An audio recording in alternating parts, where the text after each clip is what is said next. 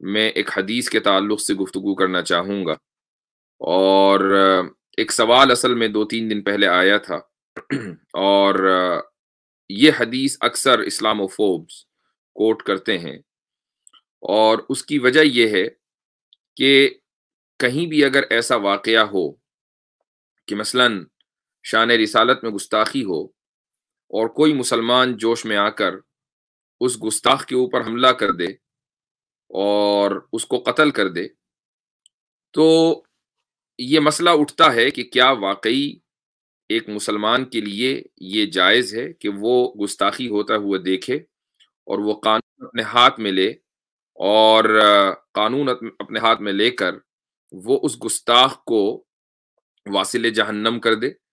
کیا یہ ایک مسلمان کے لیے جائز ہے؟ ہمارا یہ موقف کنسسٹنسی کے ساتھ رہا ہے، اور یہی موقف دراصل اہل سنت والجماعت کا ہے، فقہا کا ہے، محدثین کا ہے، اور یہ موقف یہ ہے کہ کسی بھی انسان کو قانون اپنے ہاتھ میں لینے کی اجازت نہیں ہے۔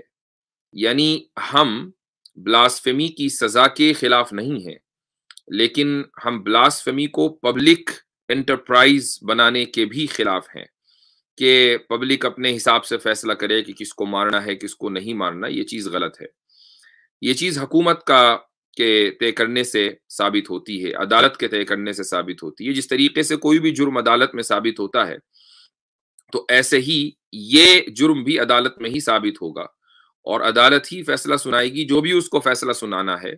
اس کو مثلا انڈیا اور پاکستان میں جو قانون ہے بلاسفیمی کے تعلق سے، مثلا اگر آپ کسی کے مذہبی جذبات کو اگر آپ ٹھیس پہنچائیں تو 2 یا 3 سال کی سزا ہو سکتی ہے۔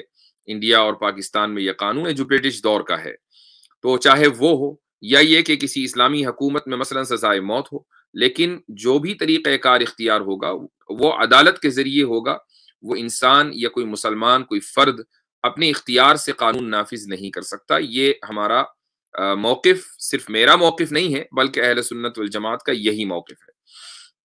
اب جب ہم یہ بات کہتے ہیں تو فوراً ایک حدیث نکال کر لائی جاتی ہے، اور یہ ثابت کیا جاتا ہے کہ نہیں، صحابہ کرام رضی اللہ عنہم کے زمانے میں بھی ایسا ہوتا تھا کہ کسی صحابی نے مثلاً کوئی گستاخی ہوتے ہوئے دیکھی، اس نے تلوار نکالی اور سامنے والے کا سر قلم کر دیا، تو اور آپ صلی اللہ علیہ وسلم اس کے اس عمل کو معاف کر دیتے تھے۔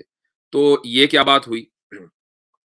ایک طرف آپ یہ کہتے ہیں کہ یہ کام حکومت کا ہے، اور دوسری طرف وہاں عام لوگ قانون اپنے ہاتھ میں لے رہے تھے اور لوگوں کو قتل کر رہے تھے، اور ان کے اس عمل کو معاف کیا جا رہا تھا۔ تو اس تعلق سے ایک حدیث پیش کی جاتی ہے، میں وہ حدیث آپ کی اسکرین پر لا رہا ہوں، جسٹ اے سیکنڈ۔ یہ حدیث دراصل یہ ایک آرٹیکل ہے، عربی میں ہے، اور میں چاہتا ہوں کہ اس آرٹیکل کے کچھ حصے آپ کو پڑھ کر سنا دوں۔ سب سے پہلے تو حدیث دیکھ لیتے ہیں، اور وہ حدیث یہ ہے، یہ دیکھیں کہ ابو داود کی یہ حدیث 4361 ہے، یہاں پر یہ لکھا ہوا ہے، اور اس کے الفاظ یہ ہیں کہ ان اعمى كان على عهد رسول اللہ صلی اللہ علیہ وسلم، کہ ایک رسول اللہ صلی اللہ علیہ وسلم کے زمانے میں ایک نابینا تھے، اور وکانت لہو ام ولد، اور ان کی ایک باندی بھی تھی، وکان لہو منہا ابنانی، اس باندی سے ان کے 2 بیٹے تھے، وکانت تکثر الوقیعۃ برسول اللہ صلی اللہ علیہ وسلم، یہ جو باندی تھی یہ رسول اللہ صلی اللہ علیہ وسلم کی شان میں بہت کثرت سے گستاخی کرتی تھی، وتسبہ، گالیاں دیتی تھی، فیسجرها، جو صحابی تھے وہ اس کو روکتے تھے، فلا تنزجر، وہ رکتی نہیں تھی، وینہاها، وہ اس کو منع کرتے تھے، فلا تنتہی، وہ باز نہیں آتی تھی، فلما كان ذات لیلۃ ذکرت النبی صلی اللہ علیہ وسلم فوقعت فیہ،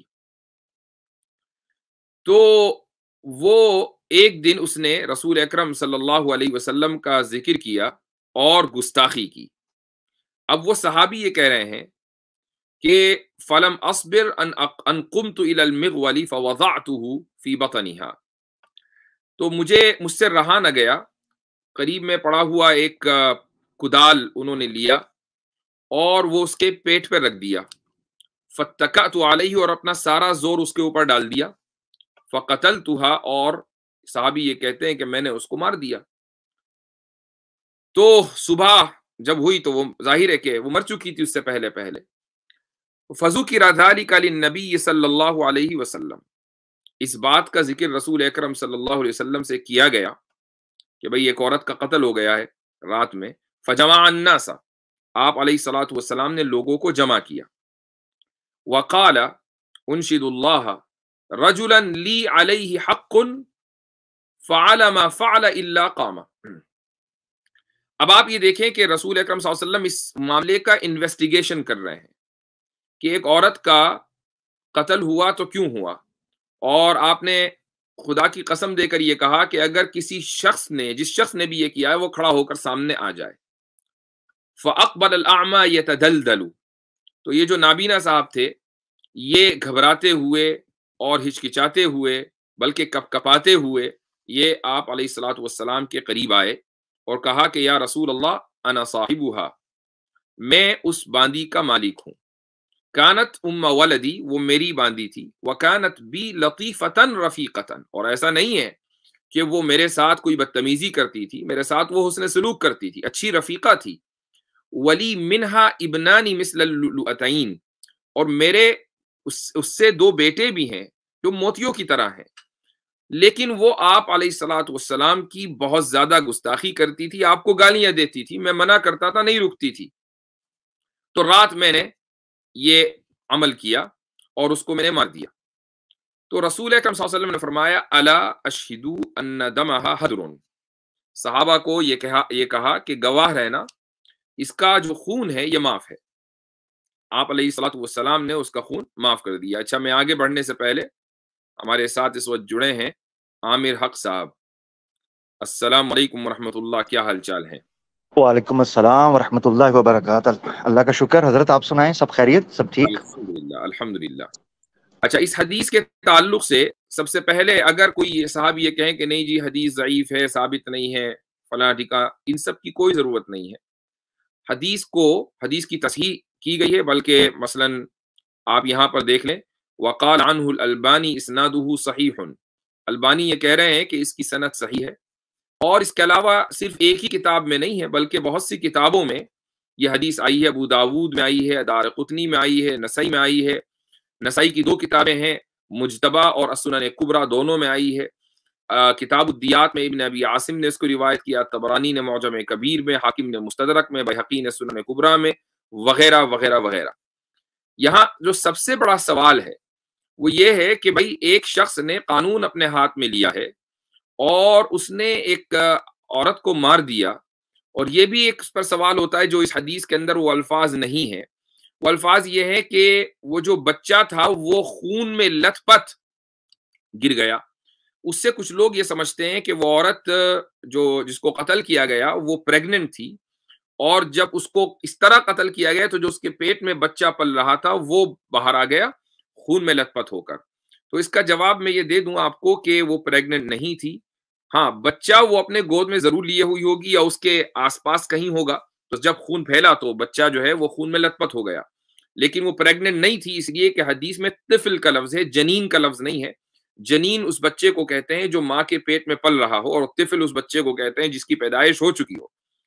تو اب یہ تو وہ اعتراض ہوا، لیکن جو اصل بات ہے وہ یہ ہے، دیکھیں یہ جو اعتراض کیا جاتا ہے کہ ایک صحابی نے، ایک شخص نے، ایک عام آدمی نے قانون اپنے ہاتھ میں لیا، تو اس کا جواب کیا ہے؟ اس کا جواب شیخ الاسلام ابن تیمیہ رحمہ اللہ دیتے ہیں. وہ یہ کہتے ہیں، سب سے پہلے خود اعتراض بھی کرتے ہیں کہ یبقى ان يقال الحدود لا يقيمها الا الامام او نائبه، کہ یہ اعتراض ابھی بھی باقی رہ گیا کہ حدود یا تو امام المسلمین یعنی حکومت قائم کرتی ہے، اور یا پھر حکومت کا کوئی نائب ہو، مثلا قاضی ہو، عدالت ہو، جس کو حکومت نے اپوائنٹ کیا ہو، وہ لوگ قائم کرتے ہیں حدود یعنی سزائیں. جبکہ یہ صاحب جو تھے جنہوں نے اپنی باندی کو قتل کیا، ان کو حکومت نے اپوائنٹ نہیں کیا تھا. پھر آگے وہ خود ہی جواب دیتے ہیں ابن تیمیہ رحمہ اللہ، اور کئی جواب دیتے ہیں. ان میں جو سب سے پہلا جواب ہے وہی سب سے زبردست ہے. وہ یہ کہتے ہیں کہ یہ جو معاملہ ہے یہ عام آدمی کا معاملہ ہے ہی نہیں. اس شخص نے، ان صحابی نے اپنی باندی کو قتل کیا تھا، اور قاعدہ یہ ہے کہ ان سید لہو ان یقیم الحد علی عبدہ، کہ آقا کو اپنے غلام یا اپنی باندی پر حدود قائم کرنے کا، یعنی ان کو سزا دینے کا حق ہے. اور اس کی دلیل بھی رسول اللہ صلی اللہ علیہ وسلم کا قول ہے کہ اقیم الحدود علی ما ملکت ایمانکم، کہ تم اپنی جو باندی غلام باندی ہیں ان کے اوپر حد قائم کر سکتے ہو، لیکن ظاہر ہے کہ اس کو ثابت کرنا پڑے گا اور اس کو جسٹیفائی کرنا پڑے گا عدالت میں آ کر کہ حد جو قائم کی گئی اس کی وجہ یہ تھی. تو چونکہ آپ صلی اللہ علیہ وسلم ان صحابی کے اوپر مطمئن ہو چکے تھے، اور آپ علیہ الصلوۃ والسلام الٹیمیٹ اتھارٹی ہیں، وہ جس کے اوپر اطمینان کا اظہار کر دیں وہ شخص قابل اطمینان ہے، اور جس کے اوپر اطمینان کا اظہار نہ کریں وہ شخص قابل اطمینان نہیں ہے. اس کی وجہ یہ کہ ہم آپ علیہ الصلوۃ والسلام کے اوپر ایمان لائے ہیں، وہ اللہ کے رسول ہے، صرف ہیڈ آف دا اسٹیٹ نہیں ہے. تو انہوں نے ان صحابی کے اوپر اطمینان کا اظہار کیا، اور جو ضابطہ ہے وہ یہ ہے کہ اقیم الحدود علی ما ملکت ایمانکم، رواہ احمد، مسند احمد کی روایت ہے کہ اپنی باندیوں کے اوپر، اپنے غلاموں کے اوپر تم حدود قائم کرو. تو یہ مسئلہ اگرچہ بعد میں چل کر فقہا میں اس کے تعلق سے اختلاف ہوا ہے، لیکن پوائنٹ یہ ہے کہ یہ کم سے کم ایز اے مسئلہ، بطور مسئلہ یہ حدیثوں کے اندر اور فقہ کی کتابوں کے اندر ملتا ہے.